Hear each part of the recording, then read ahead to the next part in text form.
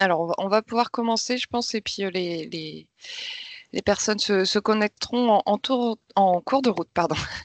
Donc, bonjour à tous les nouveaux participants donc, à ce deuxième webinaire organisé par la LEC du Pays de Rennes sur la thématique de l'adaptation et donc saison 2, puisque on a déjà fait un premier cycle de webinaire l'année dernière. Donc, vous retrouvez tous les replays, les supports sur notre site internet. Et donc cette année, on relance un cycle. On a eu un premier webinaire le mois dernier sur le sujet du confort d'été dans les bâtiments.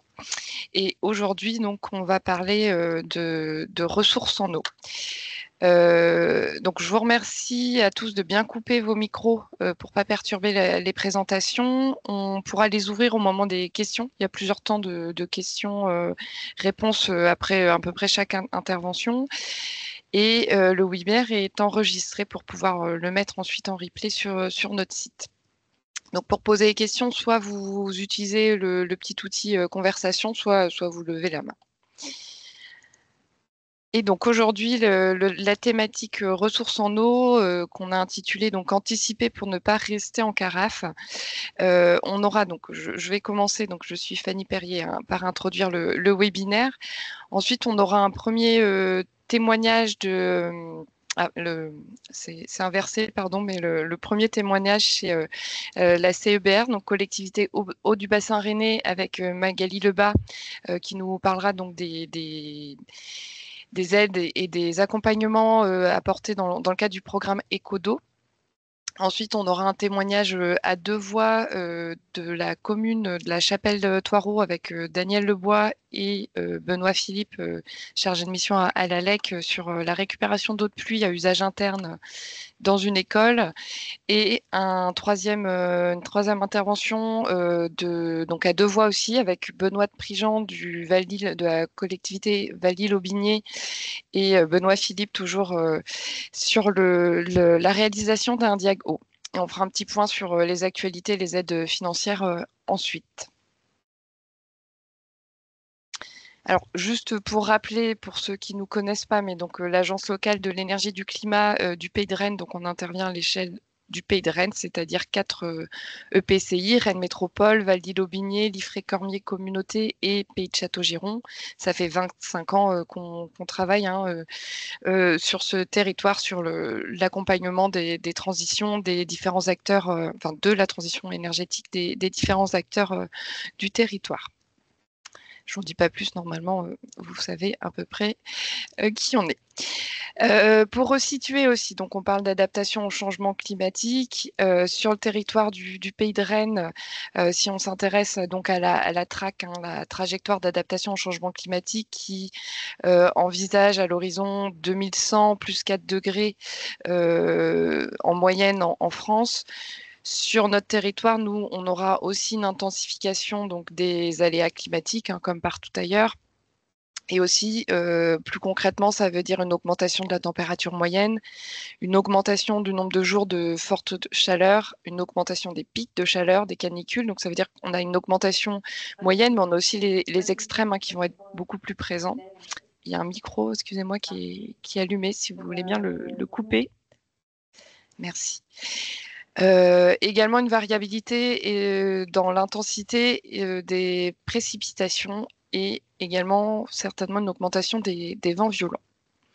Donc ça, c'est en global. Si on regarde plus concrètement sur un territoire en particulier, donc j'ai choisi la Chapelle-Thoireau puisque on aura un témoignage ensuite. Donc avec l'outil Mon territoire plus 4 degrés de l'OEB, vous pouvez voir ce que ça veut dire à l'échelle communale.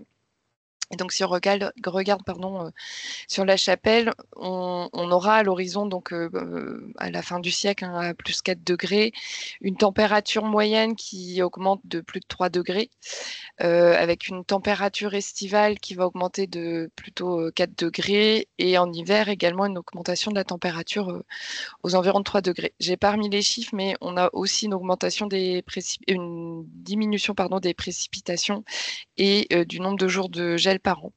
Si on regarde point par point, alors je ne les ai pas tous remis, il y a d'autres catégories qui sont visibles sur le site de l'OEB, sur l'outil de l'OEB. Donc en termes de nombre de jours de pluie, on aura 10 jours de plus sans pluie par an.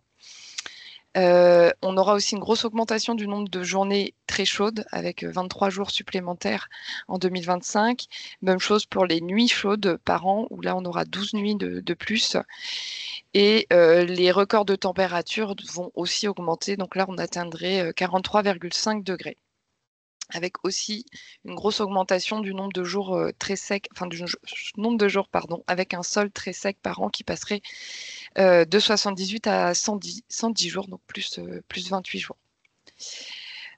Tout ça, ça va évidemment jouer sur la ressource en eau.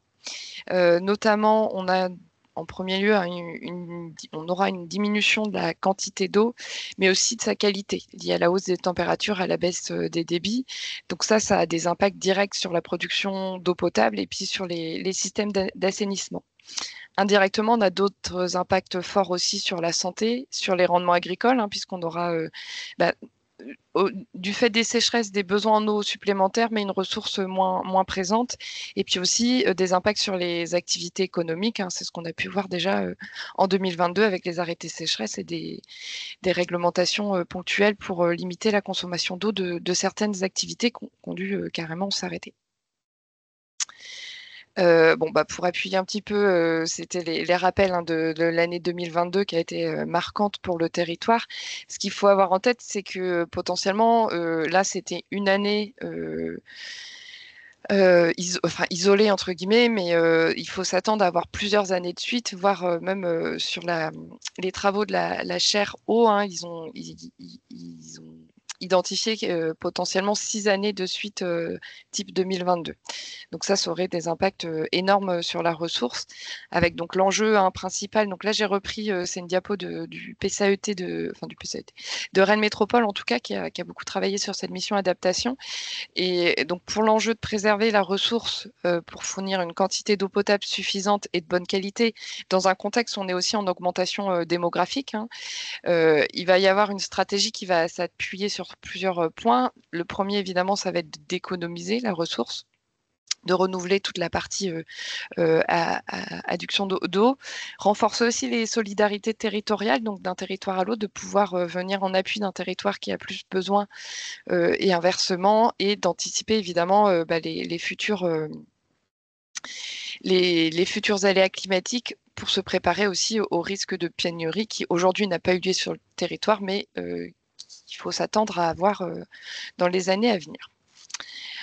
Donc j'arrête sur les questions plus, on va dire, tristes pour passer la main un peu aux expérimentations, pas du tout, aux outils, aux solutions qui peuvent être mises en place sur le territoire. Et donc, on va commencer avec l'intervention de Magali Lebas pour la collectivité Eau du Bassin Rennais, qui va nous présenter donc le programme Ecodo et les actions de la collectivité Eau du Bassin Rennais. Donc, Magali, je te laisse la parole. Alors, ton micro est coupé. Hop. Parfait. C'est tout bon. Voilà, donc je suis effectivement Magali Lebas, je suis technicienne économie d'eau à la collectivité Eau du Bassin Rennais. Donc je vais vous présenter ce qu'est la collectivité Eau du Bassin Rennais. Je vais présenter aussi les grands enjeux sur le territoire, même si ça a déjà été abordé par Fanny à l'instant. Et ensuite, je vais surtout présenter les différents outils dans le cadre de notre nouveau programme d'action qui va s'étaler sur 5 ans, donc jusqu'en 2030. Donc pour présenter, alors attendez, excusez-moi, je crois que j'ai un peu plus, j'ai fait défiler un peu rapidement. Voilà. Donc notre territoire, il est en bleu sur la carte, donc il y a 75 communes. Donc il y a les 43 communes de Rennes Métropole, toutes les communes de la communauté de communes du Val-d'Ille-d'Aubigné et Montfort Communauté. Et à partir de juillet, notre territoire, enfin le territoire de la collectivité va s'agrandir puisque il va y avoir aussi la communauté de communes de Brocéliande. Donc sur la carte, vous voyez tout ce qui est en vert, ce sont les aires d'alimentation de captage d'eau potable. Donc on va capter de l'eau au niveau de Chescanu, donc au niveau de Brocéliande. Donc c'est notre plus grosse ressource, au niveau de Chescanu, sont prélevés 14 millions de mètres cubes hein, sur les 24 millions au total. Ensuite, on va capter de l'eau au niveau d'un barrage sur la Rance, au nord-ouest. Et également, on capte de l'eau au niveau de Fougères, donc sur les drains du Coglay, et il y a un captage aussi directement sur le Couesnon. Après, on va avoir aussi hein, d'autres ressources sur notre territoire, mais en termes de volume, ça représente très peu hein, par rapport aux trois grandes ressources dont je vous ai parlé. Donc finalement, on capte quand même beaucoup d'eau à l'extérieur de notre territoire, hein, même si ça va être moins vrai avec effectivement la communauté de communes de Brocéliande qui va intégrer notre territoire. Mais donc effectivement, la particularité, c'est qu'on par rapport à la géologie, on a peu de réserves, enfin, on peut capter peu d'eau en souterrain. Finalement, il pleut beaucoup en Ille-et-Vilaine, mais l'eau, elle s'en va assez rapidement. Donc on capte dans des eaux superficielles qui effectivement vont être plus sujets à l'évaporation et également ça peut être plus sujet aussi en termes de pollution parce qu'il n'y a pas la filtration qui peut se faire quand on capte des eaux dans les nappes. Donc, par rapport au nombre d'habitants, sur le territoire, on a 550 000 habitants. Donc là, ça ne prend pas en compte hein, le nouveau territoire de Brocéliande. Et il y a 240 000 abonnés. Donc, il y a effectivement un double enjeu. Excusez-moi. Hop, alors, je ne sais pas pour l'animation, du coup, excusez-moi. Hop, je ne sais pas comment je vais faire. Là, si, ça marche. Donc il y a un double enjeu sur notre territoire. On doit faire face à une augmentation démographique qui existe déjà depuis plusieurs années, mais qui devrait perdurer dans le temps. Et elle est estimée à plus 13% en 2030 par rapport à l'année de référence 2019. On a effectivement un impact du changement climatique sur les ressources en eau, qui est déjà perceptible à l'heure actuelle. Et donc, en fait, si on consommait tel qu'on consomme actuellement, il devrait y avoir un prélèvement supplémentaire dans les ressources en eau, estimé à plus 3,5 millions de mètres cubes. Donc, effectivement, il va falloir vraiment bien maîtriser les besoins en eau sur notre territoire. Alors, je présente rapidement parce que Fanny l'a abordé aussi, mais effectivement, il y a une thèse qui a été effectuée dans le cadre de la chaire eau de Rennes 2. Et donc effectivement, ça a mis en évidence il y allait y avoir des printemps et des étés plus secs et plus chauds. Donc sur le graphique, tout ce qui est en bleu, ce sont les années les plus anciennes, hein, on va dire à partir de 1960 jusqu'en 1980, et toutes les années qui sont colorées en orange marron, donc c'est les années plutôt récentes.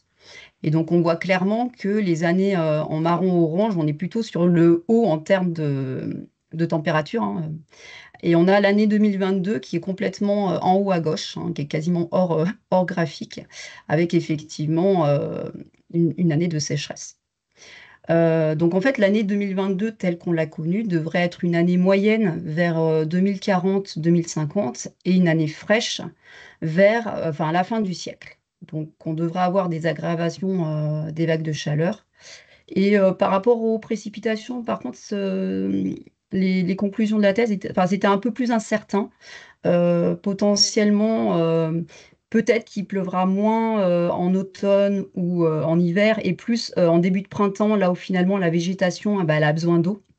Donc c'est pas forcément le meilleur moment. Et peut-être que les pluies seront peut-être plus intenses aussi. Donc forcément, ça aura un impact sur le débit des cours d'eau. Et effectivement, vu qu'on capte beaucoup dans les cours d'eau, ça aura un impact sur les ressources, nos ressources en eau. Et effectivement, ce qu'on redoute beaucoup en tant que syndicat de production et de distribution d'eau potable, c'est qu'il y ait des années de sécheresse successives. Donc en fait, effectivement, entre 2020 et 2040, il est fort probable qu'on subisse 3 années consécutives de sécheresse. Et entre 2040 et 2060, ça pourra aller jusqu'à 6 années consécutives de sécheresse. Donc effectivement, il faut se préparer à ça. Alors, il y a des solutions, hein, je vous rassure. Je présente quelques chiffres clés aussi par rapport à notre territoire. Donc le graphique en haut à gauche montre la répartition des volumes consommés par catégorie. Donc tout ce qui est en bleu sur le graphique, ça représente les usages domestiques.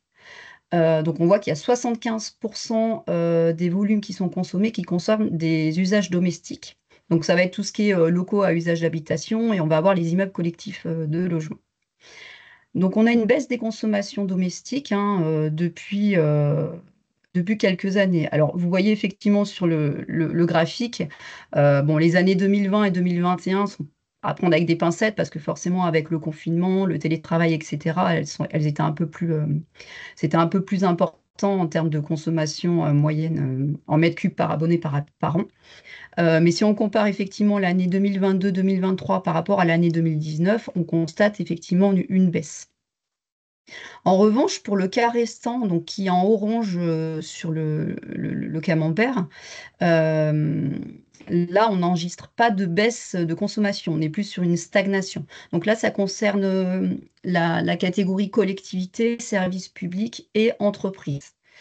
Et en fait, on a une part égale en termes de volume consommé entre ceux qui vont consommer plus de 6000 m3 par an et ceux qui vont consommer moins de 6000 m3 par an. Donc les élus, effectivement, souhaitent qu'on ait des objectifs ambitieux en termes de réduction des consommations d'eau potable.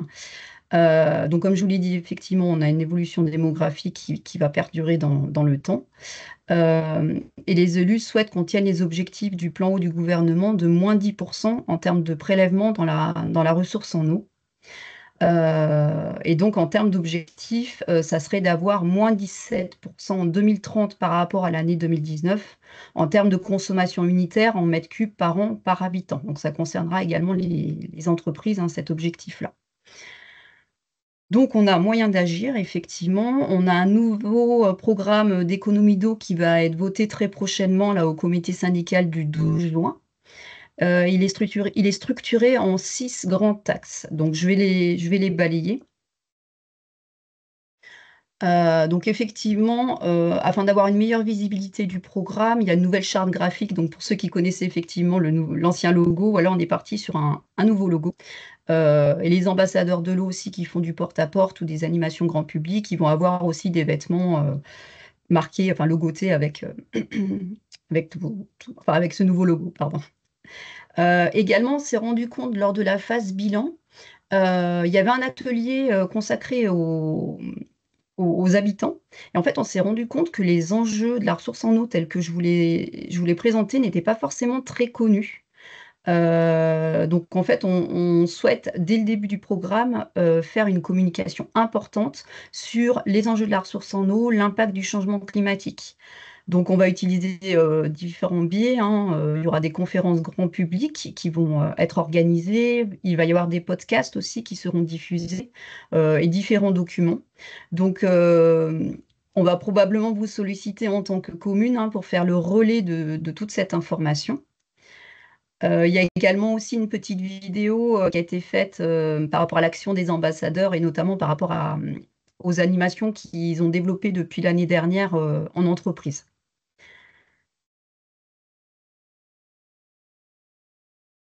Donc les élus souhaitent aussi organiser un exercice de pénurie d'eau pour à la fois avoir un retour d'expérience pour savoir comment ça aura été vécu par les personnes qui l'auront subi, et pour nous, en tant que syndicat, hein, pour qu'on se prépare à s'organiser au cas où, effectivement, on se retrouve en situation de pénurie d'eau. Donc, rien n'a été fixé, hein, ça sera probablement sur un quartier, mais le lieu n'est pas défini, le scénario non plus, mais voilà, en tout cas, on envisage sincèrement, enfin, clairement de faire un exercice de pénurie d'eau. Les élus souhaitent également s'associer aux appels à projets citoyens pour proposer un volet sur l'eau. Donc probablement aussi que, en tant que commune, là, on pourrait vous solliciter si vous souhaitez effectivement intégrer un volet eau dans le cadre de ces appels à projets, si vous en avez en tout cas d'organiser sur votre territoire, sur votre commune.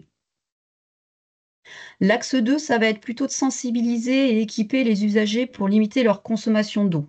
Donc, il y a 4 ambassadeurs de l'eau qui sont présents sur le territoire, qui font du porte-à-porte, hein, et donc ils vont directement chez les gens, ils les sensibilisent, voire ils peuvent aussi les équiper en termes de matériel hydroéconome si c'est nécessaire.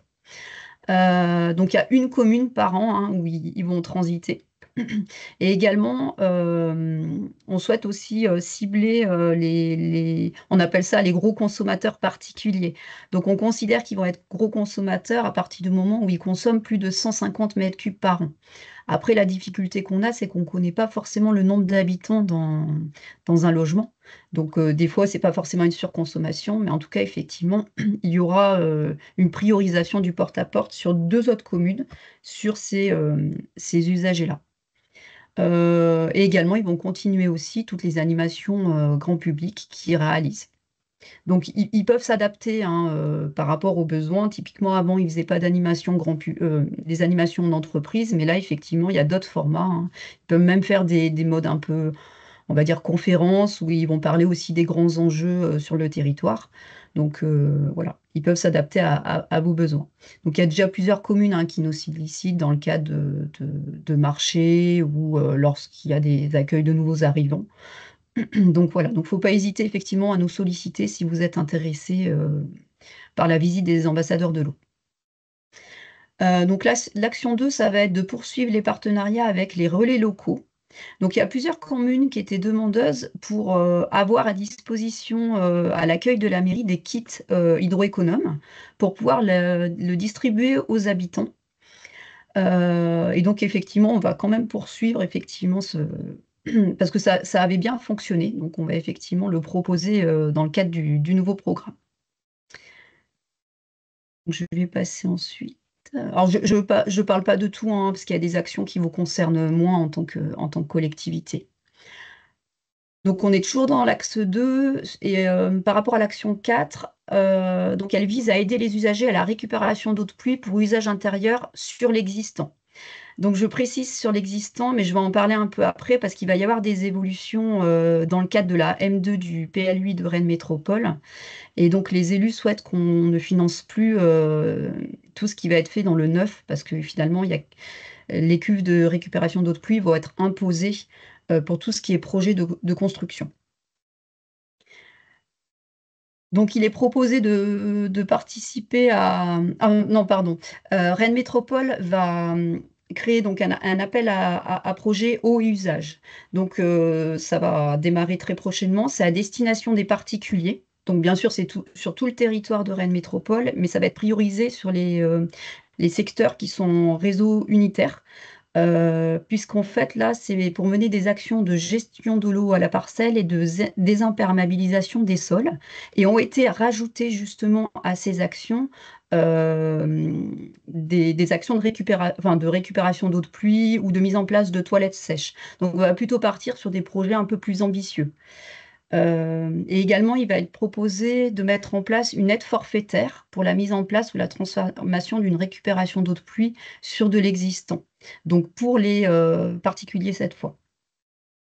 Parce que pour rappel, il existe un fonds de subvention Ecodo qui a à destination de personnes morales, mais effectivement sont exclus les particuliers. Donc dans cette partie-là aussi, bien sûr, il y aura toujours un accompagnement de l'ALEC, hein, un accompagnement technique pour aider au dimensionnement de la cuve par rapport aux besoins du projet, par rapport à la surface de toiture. Enfin, il y a différents critères effectivement qui sont étudiés. Et également, c'est aussi l'occasion de pouvoir rappeler la réglementation qui doit être en vigueur. Donc ça concerne vraiment tout ce qui est usage intérieur. Il y aura une action aussi un peu plus ciblée sur le développement, des toilettes sans eau, donc des toilettes sèches, hein, c'était pas, il n'y avait pas vraiment d'action spécifique sur le sujet dans le cadre de l'ancien programme, mais effectivement, les élus souhaitent qu'on développe un peu, les toilettes sèches sur le territoire. Donc il y aura probablement des tutos qui seront créés pour aider à la conception de toilettes sèches, des visites de sites également et une aide forfaitaire aussi pour, financer, financer des toilettes sèches. Donc c'est déjà le cas, effectivement. On finance, il y a beaucoup de communes qui nous sollicitent pour mettre en place des toilettes sèches lorsqu'ils sont dans des secteurs un peu isolés sur le territoire. Mais pas que, hein, on a même eu des demandes en centre-ville, hein, de toilettes sèches qui sont présents en centre-ville. Donc l'axe 3, ça va être de sensibiliser les scolaires. Donc c'était déjà le cas dans le précédent programme, où on sollicite effectivement les associations Eau et Rivières de Bretagne et les Petits Débrouillards pour des sensibilisations d'élèves de CM1, CM2. Et ça devrait être élargi aux collégiens et aux lycéens, parce qu'effectivement, on a beaucoup de retours comme quoi il peut y avoir une bonne consommation aussi des adolescents, enfin, en tout cas de cette catégorie d'âge. Donc, on souhaitait effectivement développer, enfin, les élus souhaitaient développer la sensibilisation des collégiens et des lycéens. Donc, effectivement, en tant que commune, vous pouvez, alors plus pour effectivement les écoles primaires ou les écoles maternelles, mais vous pouvez être le relais pour effectivement diffuser l'information comme quoi ces animations scolaires existent. L'axe 4, donc ça va être d'accompagner les entreprises et les communes vers les actions d'économie d'eau. Donc, on organise en partenariat avec la LEC du Pays de Rennes des journées techniques, donc auprès des communes et des EPCI. Donc, il y en a une prochaine justement qui est prévue, j'en profite pour en parler. Donc, elle est prévue le mardi 17 juin, le matin, de 10h à midi, au centre d'entraînement de la Piverdière, donc au Stade Rennais, où vont être abordés effectivement le sujet des économies d'eau pour l'arrosage des terrains de foot. Et également, ils ont pour projet de récupérer les eaux grises, donc les eaux des douches, pour alimenter les sanitaires. Donc, si vous êtes intéressé, n'hésitez pas à vous inscrire. Je crois que Ange-Marie Desbois a fait partir justement les invitations très récemment, en début de semaine. Donc, par rapport aux communes également, on propose des diagnostics des bâtiments communaux. Donc, on souhaite effectivement poursuivre cette action de diagnostic qui marche bien, hein. Sur le territoire, il y a plus de la moitié des communes qui ont engagé la démarche. Donc, l'objectif, c'est effectivement d'arriver au bout de la démarche et de poursuivre l'accompagnement aux nouvelles communes du territoire. Donc, je ne développe pas plus parce que je vais en parler enfin, juste après dans les prochaines slides. On envisage en plus quand même de créer un label avec plusieurs niveaux, tel que ça existe, tel que ça existait avec le zéro phyto et la charte d'entretien des espaces communaux, donc versus économie d'eau. Donc voilà. Ou alors ça pourrait être un palmarès des communes exemplaires. Donc il y a le déploiement de la télérelève des compteurs communaux. Donc les compteurs généraux, hein, bien sûr, ceux qui appartiennent à la collectivité. Et ça va être tous les compteurs qui consomment plus de 100 mètres cubes par an. Donc le déploiement est en place. Enfin, en tout cas, il y a plusieurs communes qui sont déjà équipées. Et d'ici 2 ans et demi, tous les compteurs devraient être équipés. D'ailleurs, je pense que ça sera même avant les 2 ans et demi. Il y a un accompagnement des EPCI pour intégrer la dimension quantitative de l'eau dans les outils de planification urbaine aussi. On a un accompagnement spécifique sur les consommateurs, donc ce qu'on appelle les très gros consommateurs, ceux qui consomment plus de 6000 m3 par an, avec un rendez-vous annuel, voire ça peut être plus fréquent pour ceux qui consomment encore plus. Et donc la nouveauté, c'est qu'il y a la mise en place d'une contractualisation avec les plus gros consommateurs en intégrant des objectifs de réduction de consommation d'eau potable. Donc clairement, c'est l'objectif que je vous ai présenté tout à l'heure. Donc c'est moins 17% en 2030 par rapport à l'année de référence 2019. Il y a aussi le déploiement de la télérelève pour tous les consommateurs de plus de 1000 m3 par an. Donc c'est pareil, le déploiement, il va se faire d'ici 2 ans et demi, tous les compteurs seront équipés. Donc, grâce à la télérelève, effectivement, on peut avoir accès à une plateforme de données et il peut y avoir un système d'alerte en cas de fuite. Euh, Par exemple, s'il y a une consommation anormale entre 2 heures et 3 heures du matin, voilà, ça envoie un SMS ou un mail pour informer effectivement d'une éventuelle fuite. La nouveauté aussi dans le cadre du nouveau programme, c'est que les élus souhaitent mettre en place une tarification progressive pour la catégorie autres abonnés. Actuellement, pour cette catégorie, il y a un tarif unique. Et donc une tarification progressive, c'est en fait plus on va consommer, plus ça va coûter cher. Donc ça existe déjà pour la catégorie LUH, donc les locaux à usage d'habitation, mais là ça devrait être déployé pour la catégorie autres abonnés. Donc rien n'est défini, hein, le seuil des tranches n'a pas du tout été étudié, mais en tout cas les élus souhaitent développer cette tarification progressive. Donc dans la catégorie autres abonnés, pour rappel, il va y avoir effectivement tout ce qui est, tout ce qui n'est pas usage domestique. Donc, on va avoir les services publics, les collectivités et les entreprises.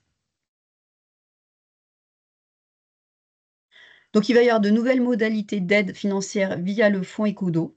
Donc, il va y avoir quelques principes de base à respecter. Notamment, les entreprises et les communes devront avoir engagé une démarche de diagnostic pour prétendre aux aides du fonds Écodo. Donc, ça, c'est nouveau. Ça n'existait pas auparavant. Pour les projets qui consomment plus de 6000 m3 par an, il va falloir déposer également en parallèle un dossier de demande d'aide auprès de l'Agence de l'eau. Donc, il y aura une distinction des projets de sobriété et des projets de substitution pour se caler sur les nouvelles modalités de l'Agence de l'eau. Je vais en parler juste après, un peu plus en détail. Le dépôt de la demande de subvention avant le démarrage des travaux reste la règle, hein, parce qu'effectivement, lorsque je reçois les dossiers, des fois, on se rend compte qu'on peut améliorer le projet pour tendre encore en plus vers les économies d'eau. Et donc, c'est vraiment important, effectivement, que le dépôt de la demande d'aide se fasse avant le démarrage des travaux. Donc, je vous en ai parlé, dans le cadre de la M2 du PLUI de Rennes Métropole, il va y avoir des évolutions et donc seront imposées la mise en place de cuves de récupération d'eau de pluie pour tout projet de construction.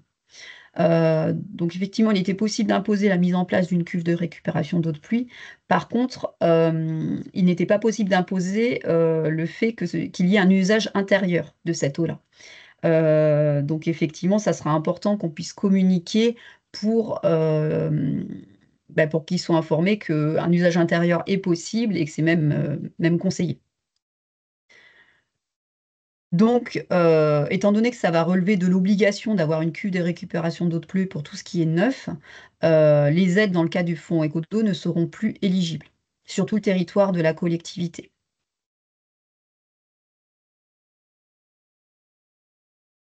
Donc là, effectivement, on a une évolution des taux de subvention et des montants plafonds. Alors, il n'y a pas de... Enfin, c'est pas très différent de ce qu'il y avait avant, mais voilà, il y a quelques différences quand même.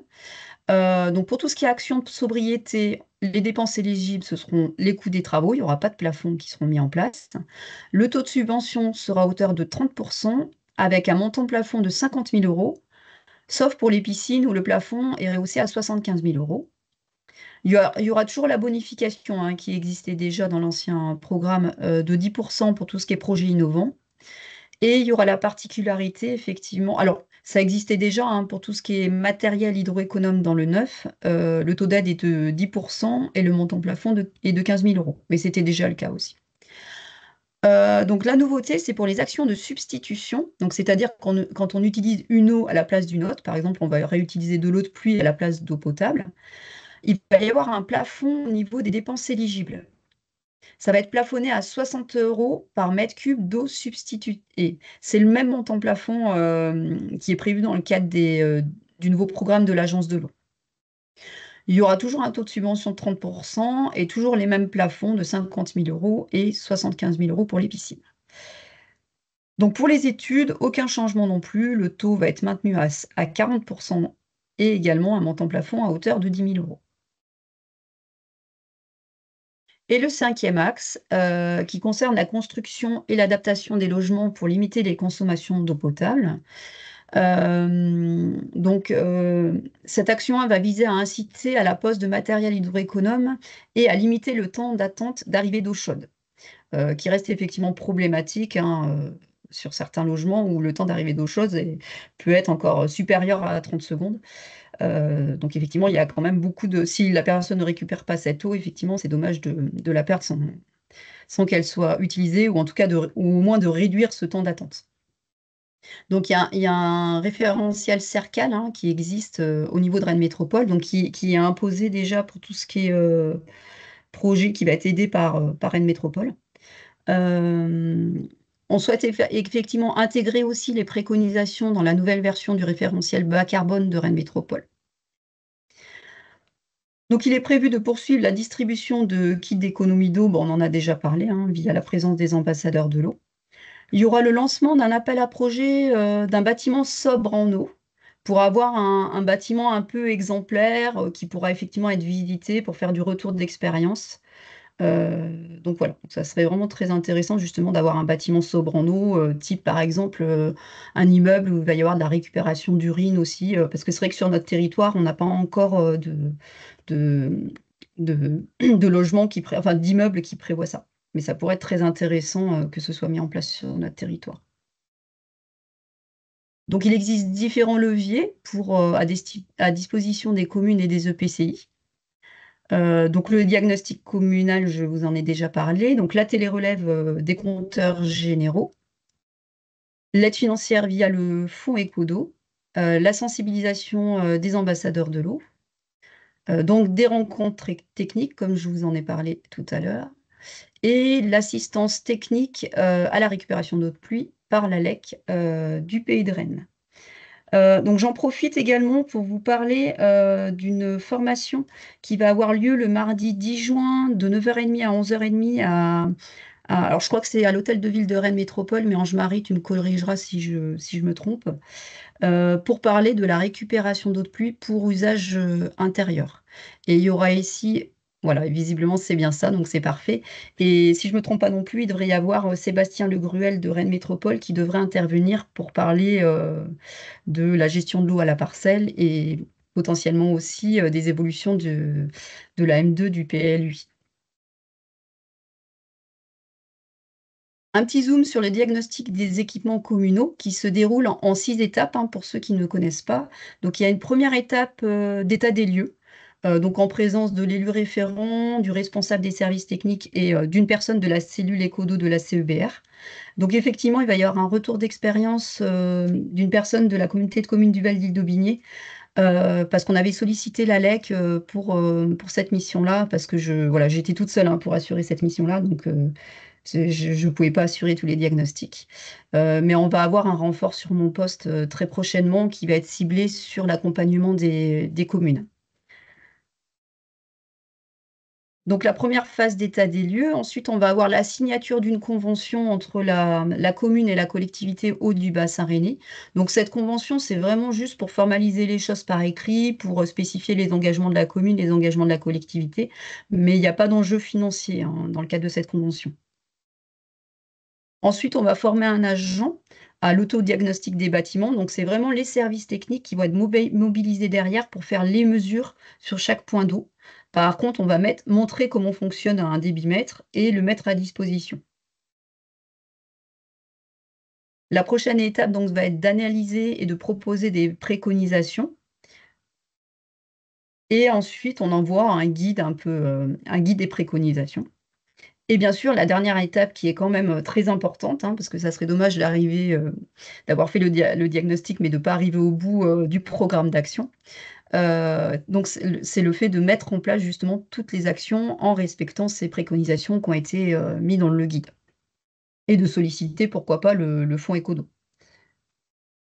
Là, j'ai juste mis les communes qui ont déjà engagé la démarche de diagnostic. Donc, vous voyez, la carte est déjà bien colorée.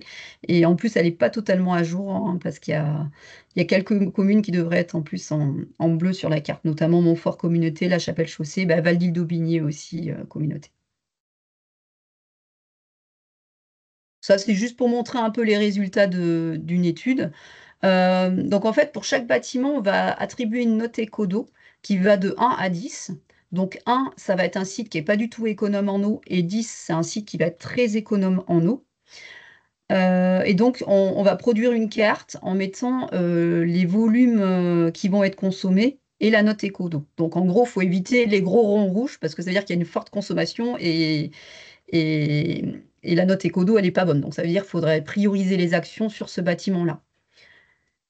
Et donc ensuite, effectivement, on va créer un tableau pour chaque bâtiment en mettant le système de couleurs que je vous ai présenté. Et en fait, après, on va également comparer le coût euh, des préconisations par rapport à la facture d'eau. Donc, ça va permettre effectivement de se rendre compte en combien de temps ça va pouvoir être amorti. Donc, ça peut effectivement aussi aider à la prise de décision pour les élus pour se dire bah, où c'est qu'il vaut mieux commencer à travailler. Voilà. Alors globalement, j'ai fini avec la présentation. Je vais vous laisser poser vos questions si vous en avez. Alors, il y avait une question dans l'espace de conversation de Catherine Le Saint. Donc, je ne sais pas si la personne veut prendre la parole directement, mais c'était par rapport aux toilettes sèches. Il y avait une question. Ah, bah, elle lève la main. Donc, je vais vous laisser la parole directement. Merci. À tous. C'est un sujet qui est passionnant et vraiment d'actualité, surtout dans cette période où beaucoup d'actions de rénovation de bâtiments scolaires sont engagées, ou en tout cas une réflexion autour du patrimoine bâti dans les collectivités. Et souvent, l'aspect énergétique, hein, en tout cas, est pris en compte, et pas cette question de ressources en eau. Donc, il n'y a qu'une partie de la ressource qui est prise en compte. Et donc, je me questionnais sur justement cette utilisation et incitation à une autre utilisation de l'eau. Donc là, par exemple, je pensais au bâtiment scolaire. Est-ce que l'utilisation de l'eau, donc vous avez parlé de l'utilisation et on le voit sur la photo, des, pas des lave-mains, mais là où les enfants se lavent les mains. On sait que l'eau n'est pas forcément très sale, l'eau qui sort. Est-ce que cette eau-là peut ou est déjà dans certains sites réutilisée, réinjectée dans le réseau pour des chasses d'eau, par exemple, hein, mais il y a sûrement d'autres. Et ma deuxième question est concernant cette question des toilettes sèches, donc soit pour les collectivités, mais également pour les administrés. Euh, Comment sont gérés les déchets? Parce que c'est quand même bien particulier. Euh, Est-ce que les contrôles sont organisés par le SPANC et en l'occurrence, est-ce que certains agents du SPANC ont été formés? Alors là, c'est plus au niveau national hein, que porte ma question. Et puis, voilà, il y a beaucoup d'autres questions, mais voilà essentiellement les deux points qui m'interrogent. D'accord. Alors, quand vous parlez effectivement de récupérer les eaux de lavabo ou de lavement pour alimenter les sanitaires, en fait, il y a un décret qui est sorti l'année dernière, en juillet de l'année dernière, qui est appliqué, qui a été mis en application à partir de septembre 2024 et qui permet de réutiliser les eaux grises. Donc, ce qu'on appelle eau grise, ça va être toutes les eaux qui sont issues des lavements, des lavabos, des douches, des lave-linges également. Alors, il y a également les éviers aussi, mais là, ils font une petite distinction entre les eaux grises claires et les eaux grises foncées. Donc effectivement, il est possible, hein, depuis septembre l'année dernière, de réutiliser ces eaux pour alimenter les sanitaires.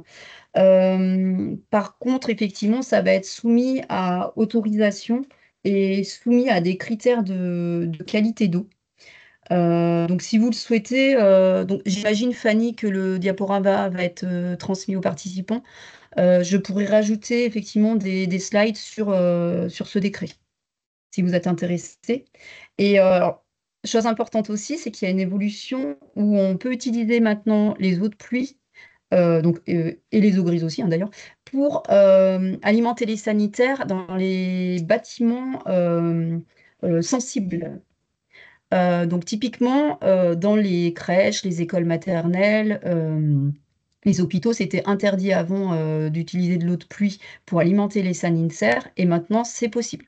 Donc j'en parle hein, parce que j'ai l'impression que ça, la communication n'est pas trop passée par rapport à ça. Donc voilà. Donc si vous avez des projets d'école maternelle, il ne faut pas hésiter à envisager de prévoir de l'eau de pluie pour alimenter les sanitaires. Donc pour répondre aussi sur votre question par rapport aux toilettes sèches, alors ça concerne un peu plus effectivement les collectivités qui ont la compétence assainissement que nous on n'a pas, mais forcément on va se mettre en lien, hein, c'est prévu avec eux pour pour déployer les toilettes sèches. Alors, je ne sais pas s'il y a une personne qui est présente de Rennes Métropole et qui gère de la direction de l'assainissement qui pourrait peut-être mieux répondre que moi à la question.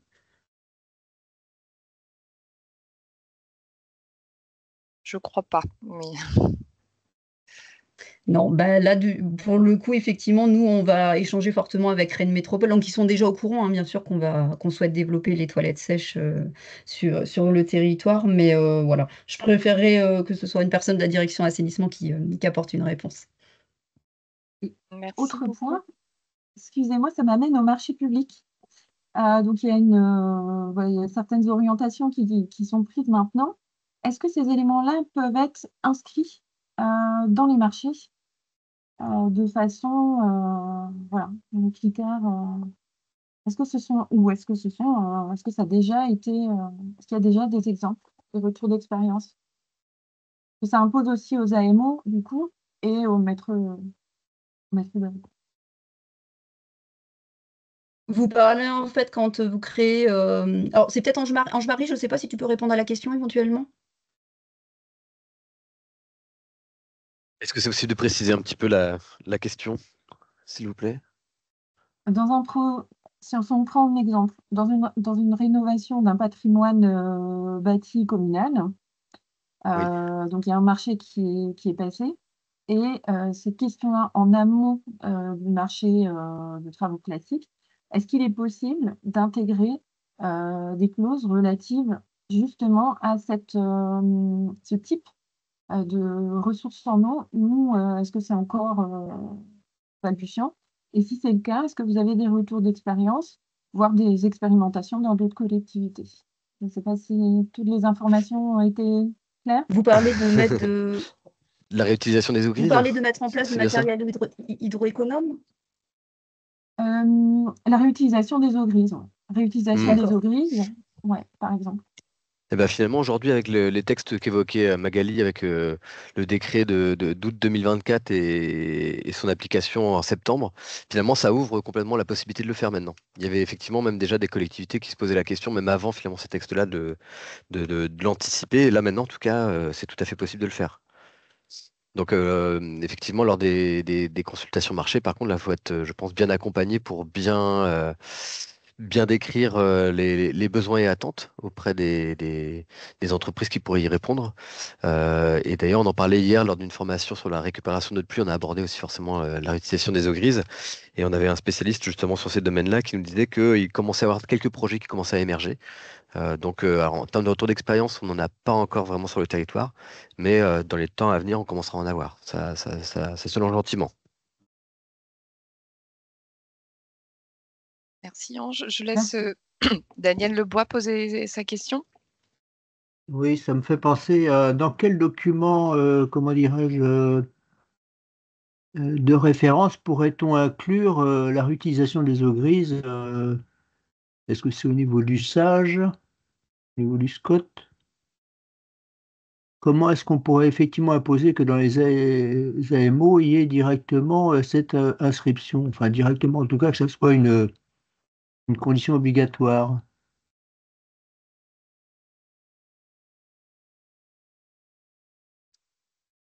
Bah, déjà, dans le cadre de la M2 du PLU, effectivement, ça va être imposé de mettre des cuves pour les projets neufs. Après, j'avoue, il me semble d'ailleurs dans le Sage-Vilaine, il était prévu de réutiliser des eaux de pluie, mais c'était Oui, pas précisé usage intérieur, usage extérieur. oui, oui. Oui, c'est à ça.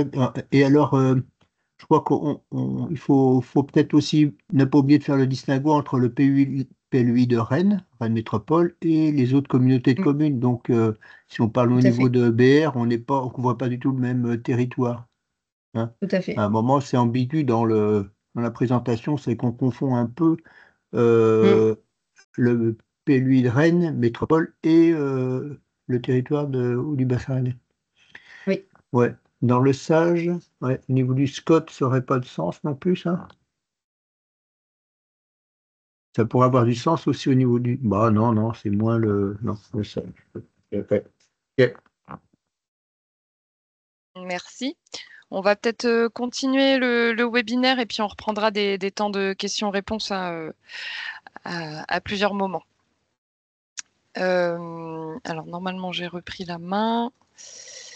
Donc, voilà. Donc, du coup, on va passer au deuxième, donc un témoignage cette fois de Monsieur Lebois qui vient de prendre la parole avec Benoît Philippe aussi sur la récupération d'eau de pluie au sein de l'école de la Chapelle de Thoireau. Si vous voulez bien, peut-être, Monsieur Lebois, nous expliquer aussi un petit peu les prémices du projet, comment ça s'est fait, pourquoi, quels étaient les arguments, etc. Et puis, en deuxième temps, Benoît Philippe expliquera un peu l'accompagnement qui a été apporté aussi côté ALEC et les aspects plus techniques. Ok. Est-ce vous qui faites défiler Oui. les diapositives? Oui. Ok. Je voulais m'excuser, ma caméra ne veut pas fonctionner ce matin. Bon, elle est réticente, tant pis. Hein. Alors en fait, pourquoi est-ce qu'on en est arrivé à questionner notre système de récupération de pluie existant? C'est que depuis plus... Enfin, il y a une... Tout le monde m'entend bien? Oui? Oui. Ouais, ok.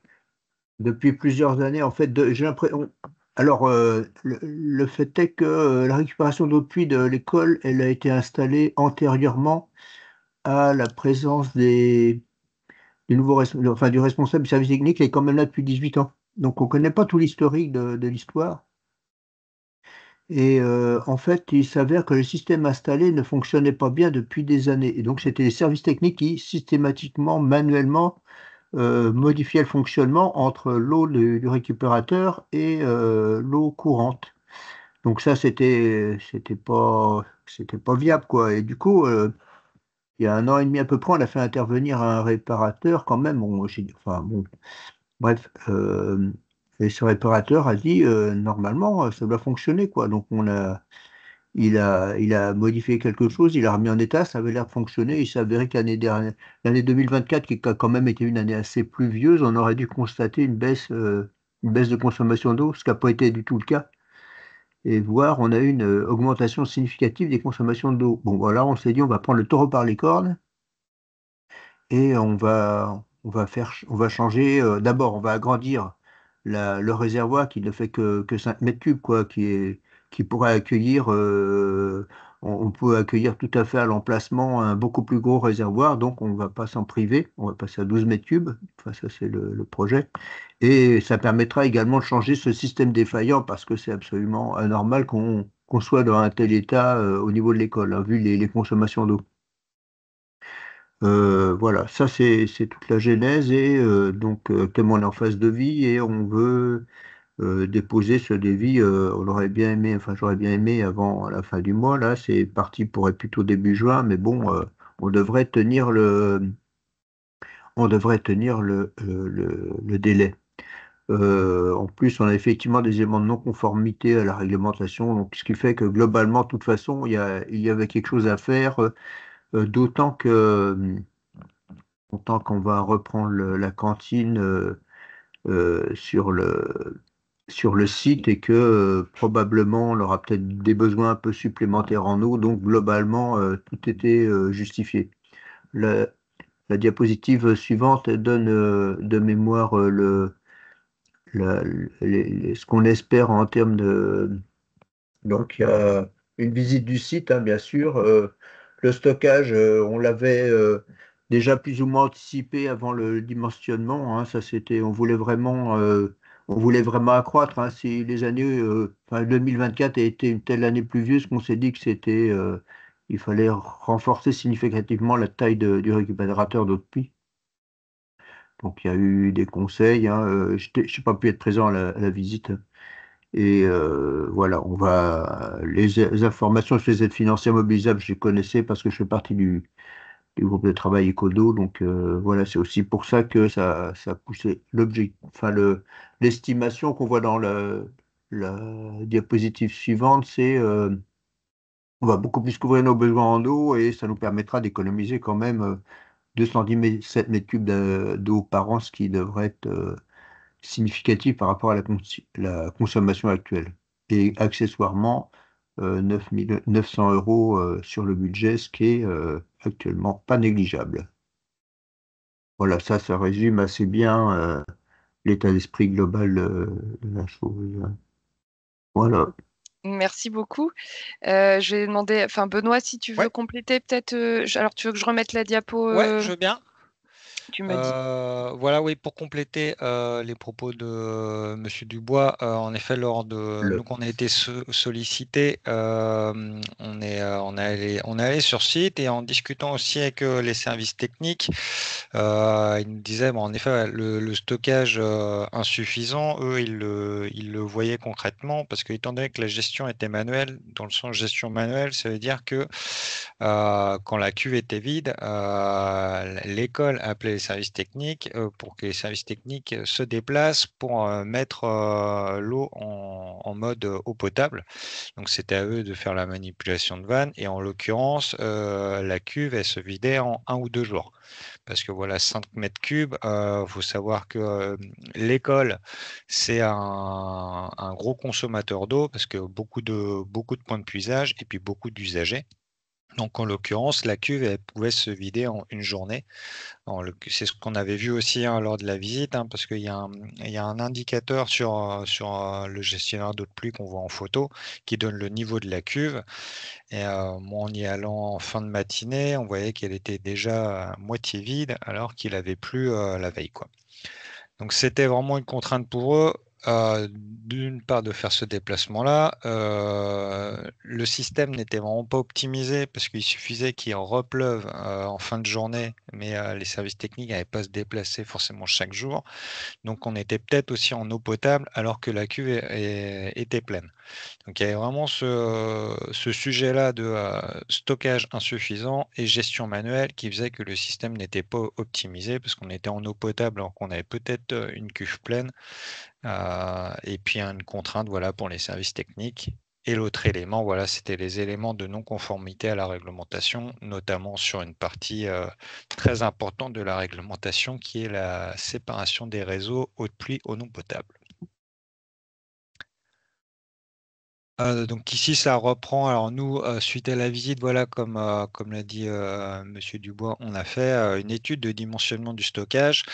L'intérêt de cette étude, cette note d'opportunité, c'est qu'on fait un calcul en fonction du volume récupérable et des besoins. Parce que c'est un peu l'intérêt aussi de mettre les deux en parallèle, c'est de se dire, on a peut-être des très gros besoins en eau, mais il faut voir ce qu'on peut récupérer en eau. En l'occurrence, voilà, nous, on a étudié un peu la surface disponible, où allaient les descentes en eau pluviale, parce que le dimensionnement est très important dans le sens où ça ne sert à rien aussi de mettre une cuve de 40 mètres cubes si vous ne pouvez en récupérer que 10, quoi. L'idée, c'est aussi de ne pas avoir des cuves surdimensionnées qui ne seront jamais qu'à moitié pleines, quoi. Et bien entendu, on a remis aussi les conseils pour la mise en conformité de l'installation et l'optimisation du fonctionnement. La conformité, comme je le disais, c'était s'assurer de la séparation des réseaux eau de pluie ou non potable. Et l'optimisation du fonctionnement, c'était la mise en place d'une gestion automatique, c'est-à-dire qu'un basculement eau de pluie, eau potable, qui est réalisé directement par le gestionnaire d'eau de pluie et non plus par les agents techniques de la commune qui devaient se déplacer.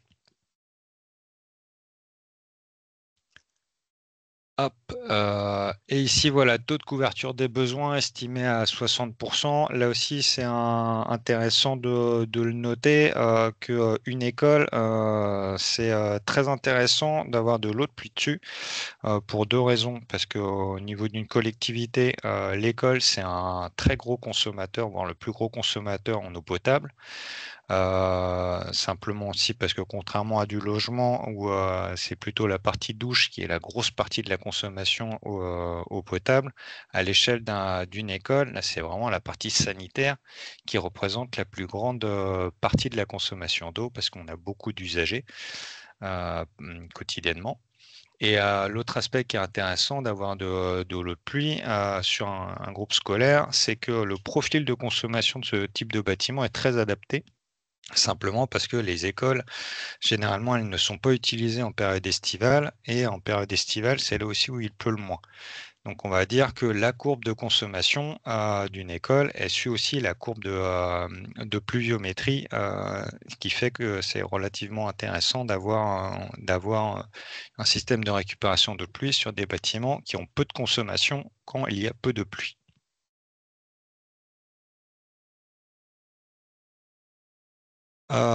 Et voilà, on fait aussi une estimation financière, sachant que là aussi, c'est une estimation financière à coût fixe, on va dire, dans le sens où aujourd'hui, voilà, c'est à 900 €, mais il faut un peu partir du même principe que sur les mêmes, parce que le principe d'inflation du prix, de se dire aujourd'hui c'est 900 €, mais le coût de l'eau a aussi vocation à évoluer en termes de prix.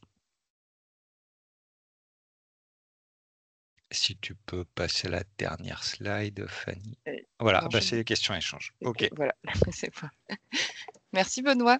Donc on prend quelques questions s'il y en a, et puis sinon on continue et on en reprendra un peu plus tard. Je ne sais pas si certaines personnes ont des questions. Vous pouvez lever la main ou directement prendre la parole. Oui, Je- allez-y.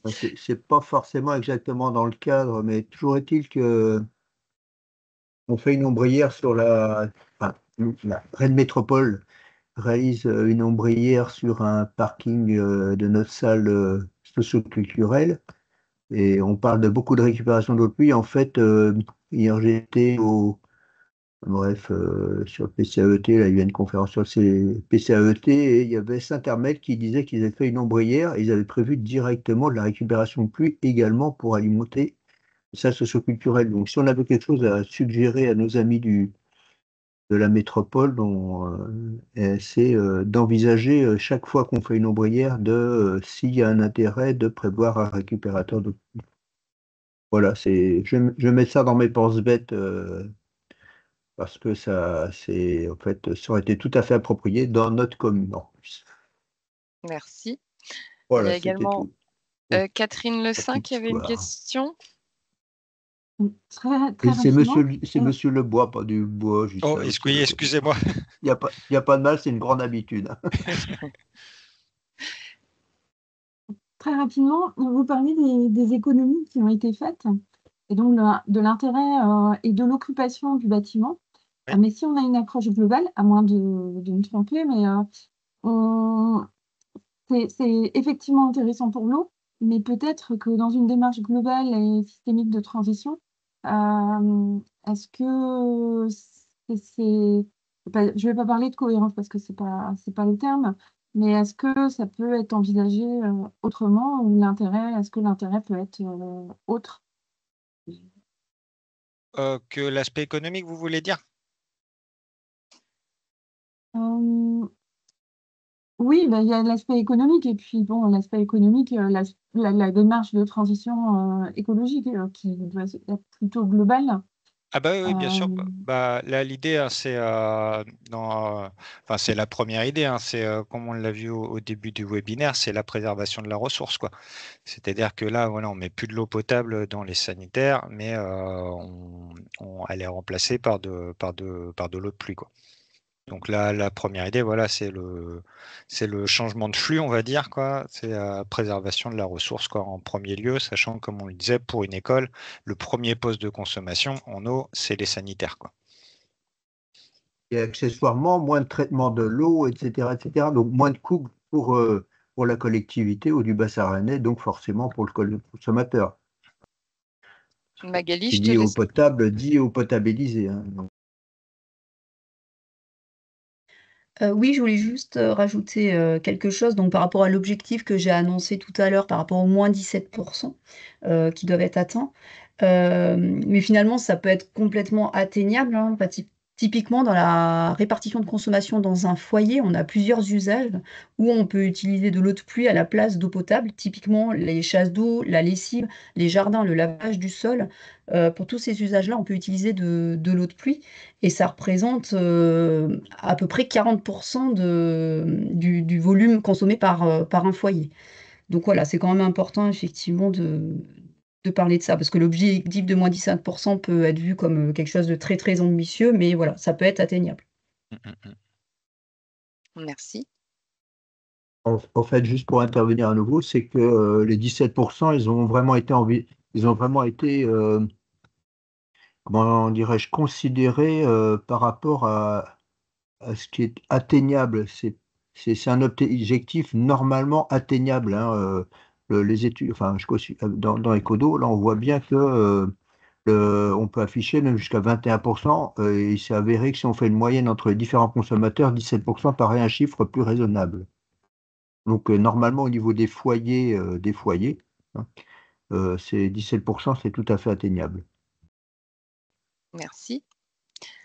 On va continuer donc le webinaire avec donc le deuxième témoignage. Donc cette fois-ci donc toujours avec Benoît-Philippe Delalec et puis Benoît de Prigent de la communauté de communes Val-d'Ille-Aubigné sur la mise en place d'un diag eau sur leur patrimoine. Si vous voulez bien, Madame Prigent, de commencer par expliquer un peu le pourquoi vous êtes lancée dans ce diagnostic. Oui, bien sûr. Bonjour à tout le monde. En fait, c'est dans le cadre de la conférence brétilienne de l'eau qu'il a été demandé aux EPCI de définir une feuille de route eau. Et donc, il a été intégré cette proposition de diagnostiquer le patrimoine propre de l'EPCI, de la communauté de communes du Val-d'Ille-Aubigné, et de diagnostiquer vraiment quels étaient les plus gros points consommateurs. Alors, c'est vrai que vous verrez après, mais je pense que c'est plutôt Benoît Philippe qui vous présentera. D'abord, il y a eu une analyse de tout le patrimoine et des consommations d'eau sur chaque bâtiment de la collectivité. Et suite à ça, s'est lancé le diagnostic point par point qui est en cours de route actuellement. Donc, c'est vraiment dans le cadre de la feuille de route eau que s'est lancée cette démarche, avec un objectif de comment dire, d'exemplarité avant tout vis-à-vis à la fois des communes et aussi des usagers en général. Merci. Benoît, je te laisse continuer. Eh bien, oui, exactement comme le disait Madame Prigente, voilà, sur le contexte, c'est exemplarité des consommations d'eau du patrimoine intercommunautaire, sachant que voilà, le patrimoine, ce que ça représente, c'est à peu près 50 sites. C'est une consommation d'eau de plus de 4000 m3 et donc une facture d'à peu près 18 000 euros. Donc voilà, il y a vraiment un intérêt voilà, sur la quantité de sites et le volume que ça représente de faire ce diagnostic qui est un petit travail de fourmi sur un tel patrimoine et sur le nombre de points de comptage. Mais voilà, on va dire qu'il y a plus on a un volume important, plus il y a un potentiel de gain sur le volume, quoi. Donc nous, notre travail, voilà, comme on l'a mis, c'est comme l'a dit Madame Prigente, la première étape, ça a été inventaire du patrimoine, mais au niveau des consommations d'eau, pour voilà, faire une priorisation au niveau des sites, de dire bah voilà, on va logiquement commencer les diagnostics sur les sites les plus consommateurs, quoi. Sachant que dans la réalité, c'est pas forcément sur les sites les plus consommateurs qu'on a vraiment pu aller faire ces mesures, en tout cas point d'eau par point d'eau, puisque les sites les plus consommateurs, c'est un camping, enfin Oui, voilà, oui. il y a quand même des particularités sur certains sites de la collectivité qui rendent le travail un petit peu plus complexe et aussi les solutions à mettre en place derrière seront Oui, complexes bien sûr. également, je pense. Sachant que voilà, comme on le voit sur le patrimoine intercommunal, il y a aussi beaucoup de multi-accueils et de crèches des sites qui accueillent de la petite enfance. Du coup, là aussi, il y a pas mal de points de comptage à diagnostiquer. Donc voilà, comme on disait, nous, notre rôle, ça a été aide à la priorisation des sites pour les diagnostics, fourniture des fiches de relevé et méthodos, débit au point de puisage, chasse d'eau, et un petit extrait au niveau du tableau là sur la droite. L'intérêt aussi de travailler avec les agents techniques, c'est que nous, on a proposé des fiches. On a fait quelques allers-retours entre les agents et nous pour l'idée, c'est que les fiches de relevé, elles soient adaptées aux personnes qui vont faire les relevés, parce que en l'occurrence, c'est pas l'ALEC du Pays de Rennes qui fait les investigations sur l'ensemble des sites, c'est bien les agents de la communauté de communes. Donc l'idée, c'était de leur fournir des outils de travail qui facilitent les relevés ou avec lesquels ils sont le plus à l'aise, parce que l'idée, c'est quand même de relever chaque point de comptage, donc chaque débit au niveau des robinets, des lavabos, des éviers, au niveau des chasses d'eau, au niveau des douches, tout ce qui concerne les points de soutirage. Et donc là-dessus, il y a une formation relevée pour les agents techniques en charge des diagnostics. On a mis la petite image d'un débitmètre qui est un peu le premier outil de travail. C'est un outil très simple, sans électronique ni rien du tout, mais c'est quand même bien de regarder un petit peu comment ça fonctionne. L'idée, parce que c'est une lecture du débit d'eau. En gros, on met le débitmètre sous le flux du robinet et on a une petite bille qui indique le niveau en litres par minute. Donc voilà, sur chaque point de soutirage, il faut faire cette lecture-là. Donc nous avons fourni les débitmètres aux agents. Et la deuxième partie, voilà, ça va être l'analyse des données. Par contre, elle est faite par la LEC du Pays de Rennes. Donc, on va nous envoyer toutes les fiches de relevé pour que nous on fasse cette analyse de données, de dire, bah voilà, sur ce bâtiment-ci, les robinets ils sont à X litres minute. Nous on va faire un classement là-dessus et une liste de préconisations pour dire, bah voilà, sur les robinets de la crèche X, on a tant de robinets qui ont un débit bien supérieur à ce qui est préconisé. Et nous, derrière, on donne une liste de matériel avec le litre par minute en mode hydroéconome, quoi.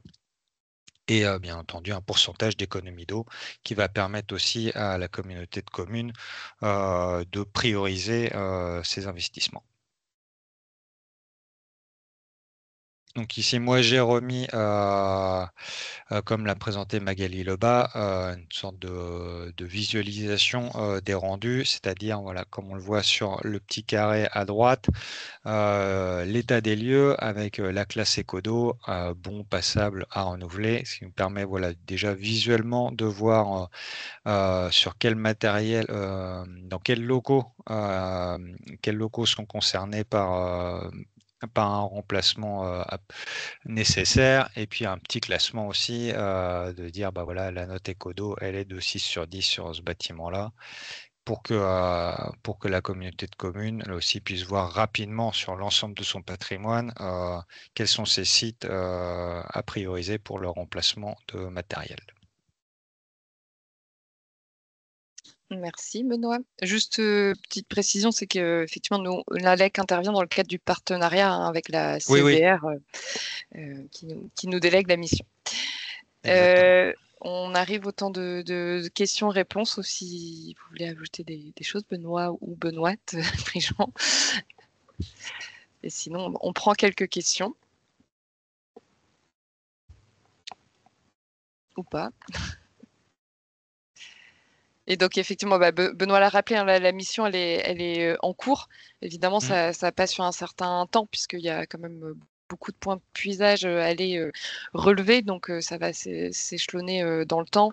Et là, elle vient juste de commencer. Donc, on vous présente plus la méthode que les résultats, puisque pour l'instant, on n'en a pas encore. Exactement. C'est vrai que le diagnostic prend du temps, puisque les techniciens qui font ces diagnostics sont des techniciens qui s'occupent en fait du patrimoine, et c'est lorsqu'ils ont des besoins sur un bâtiment en particulier, ils en profitent pour faire le diagnostic, et voilà, les besoins sont voilà, aléatoires, et ça vient s'ajouter à leur mission de tous les jours. Donc c'est pour ça que ça va prendre un peu de temps, je pense, d'arriver au bout.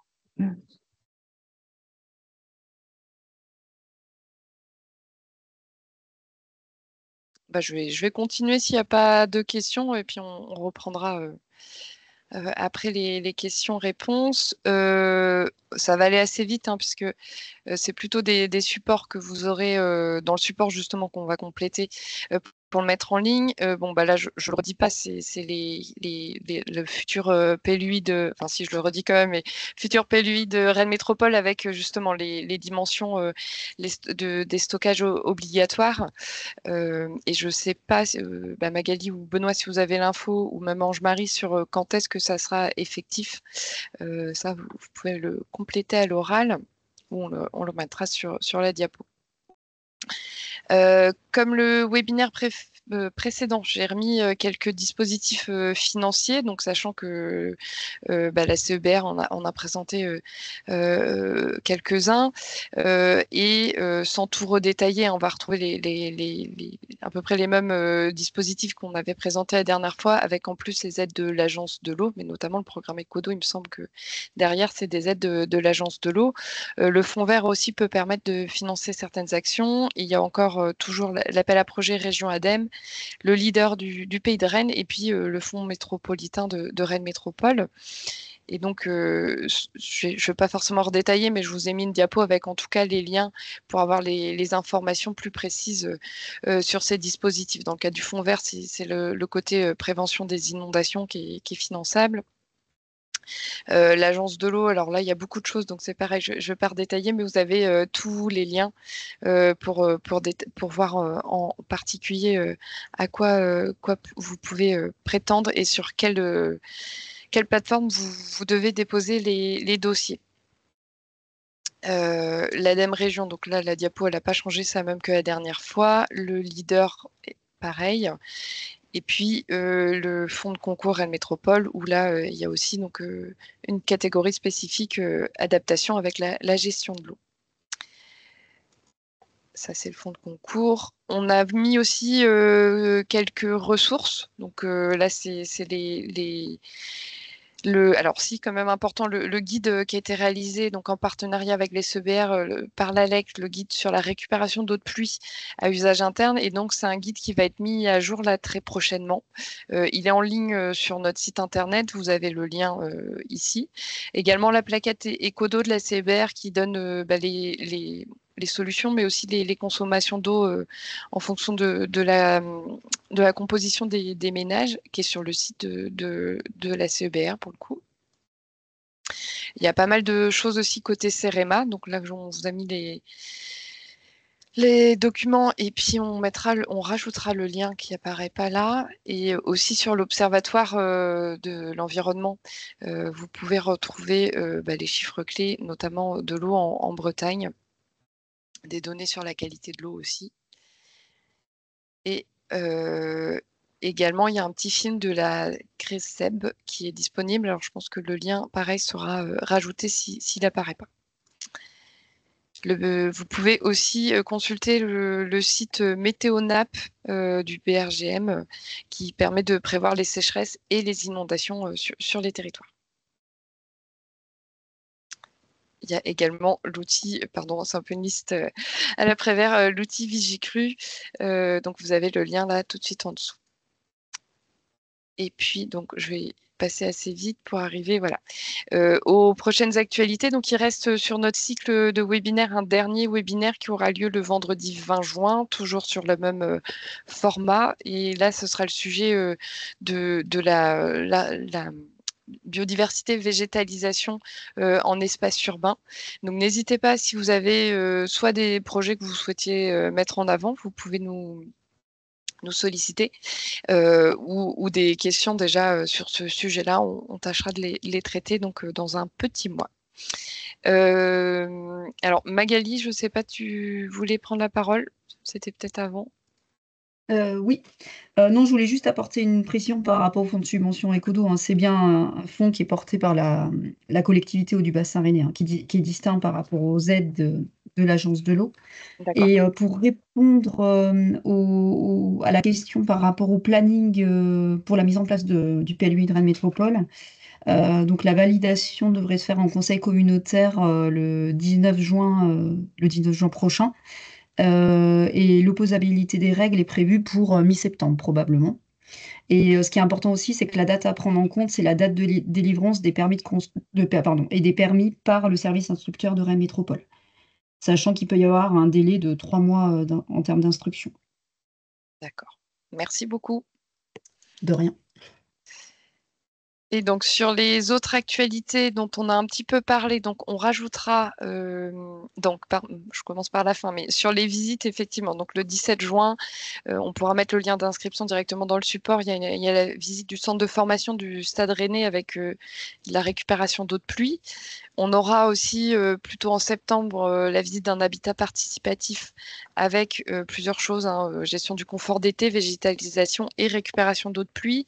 On mettra en plus donc, la formation du 10 juin, qui n'apparaissait pas ici sur la récupération d'eau de pluie. Également, donc, effectivement, hier, il y avait déjà une intervention à la CAPEB sur la récupération d'eau de pluie, et il y en aura une autre de programmée a priori à l'automne. Ange-Marie, si tu as une info plus précise, je te laisse compléter. Et autre sujet aussi, donc on organise à l'ALEC, alors finalement 2 sessions d'ateliers de l'adaptation au changement climatique. Donc c'est une petite animation un peu sous le format fresque, donc qui est quand même sur une matinée, qui permet donc déjà de bien comprendre la différence entre adaptation et atténuation, et de tester une méthode, de découvrir, de tester une méthode d'évaluation des solutions proposées pour l'adaptation au changement climatique. Donc la session de mardi, elle est annulée, il n'y avait pas suffisamment d'inscrits. Par contre, celles du 24 juin et du 26 juin sont maintenues, et vous pouvez encore vous inscrire si vous le souhaitez. Et on arrive à la fin avec quelques minutes d'avance du webinaire. Donc s'il y a d'autres questions, n'hésitez pas, on peut prendre le temps pour y répondre.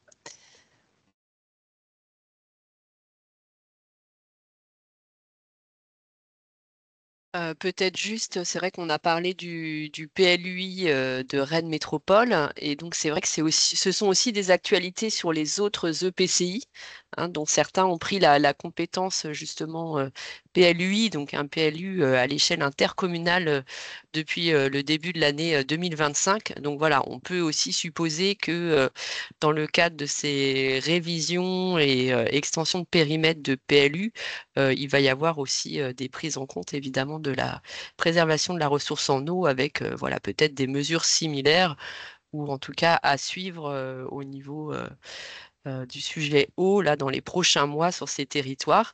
Et puis également à l'échelle du Pays de Rennes, donc la révision du SCOT, où le sujet de l'eau est pareil, vraiment pris en compte au regard du changement climatique. Donc voilà, je vous invite aussi à suivre sur ces territoires ce qui se passe, et évidemment à l'échelle du Pays de Rennes, qui concerne pour le coup les 4 EPCI, dont Rennes Métropole également. Voilà, c'était juste petite précision. Et puis du coup, on pourra, à l'occasion de prochains webinaires, revenir sur justement ces documents de planification sur les autres territoires. Parce que là, c'est vrai que le focus est sur Rennes Métropole parce que c'est l'actualité du moment, mais on reviendra bien sûr sur les autres territoires prochainement. Vous parlez d'autres EPCI. Je voulais signaler un projet qui est peut-être connu. C'est le partenariat entre une brasserie, donc qui s'engage à recycler ses bouteilles, mais également qui a créé un partenariat avec un agriculteur bio pour justement transmettre son eau, les eaux usées, qui en fait sont des eaux qui ont été analysées et qui sont des eaux propres, mais qui ne peuvent pas réinjecter dans le réseau. Donc il y a un partenariat qui a été créé, et c'est du donnant-donnant et du bénéfice pour les deux parties. Merci. C'est où, si c'est possible de... Sur la commune de Tonquédec, sur l'EPCI de LTC, Lannion-Trigord Communauté.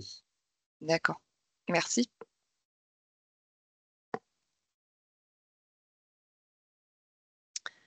Écoutez, s'il n'y a pas de questions supplémentaires, on va s'arrêter là. Donc, je vous remercie à tous d'avoir assisté à ce webinaire. Un grand merci aux intervenants aussi, et puis donc aux différents collègues de l'ALEC qui ont participé à la mise en place du webinaire. Donc, on vous attend pour la prochaine session le 20 juin. Et on mettra en ligne évidemment donc le support complété, la vidéo du replay. Et puis évidemment, si vous avez des questions entre-temps, n'hésitez pas à nous les transmettre. Je vous souhaite une très bonne journée à tous. À bientôt. Merci, au revoir.